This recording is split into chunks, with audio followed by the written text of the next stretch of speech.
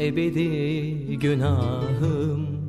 Değmeyin bana, değmeyin, ağlarım sonra.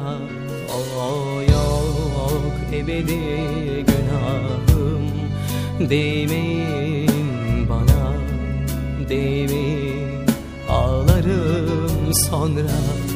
Ellerim ellerinden korkuyor artık.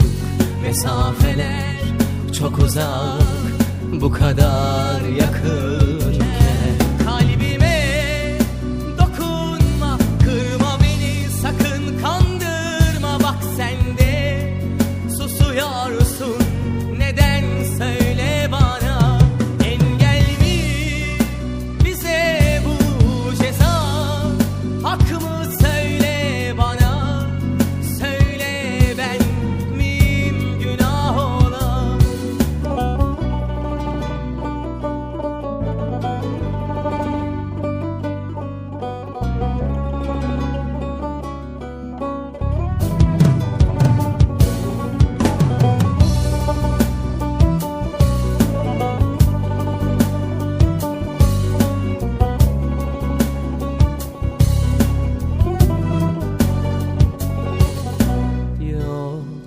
Ebedi günahım.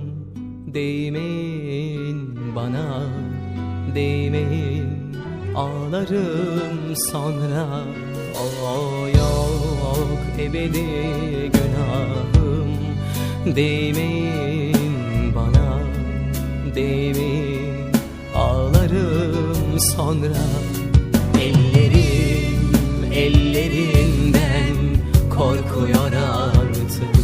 Mesafeler çok uzak, bu kadar yakınken. Kalbime dokunma, kırma beni, sakın kandırma. Bak sen de susuyorsun, neden söyle bana.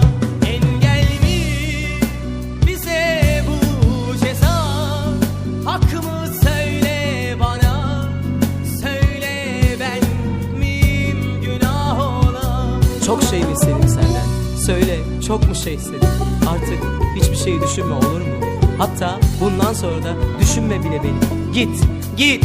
Zaten seninleyken bile sensiz yaşıyordum ben, ikimiz için, ikimizi.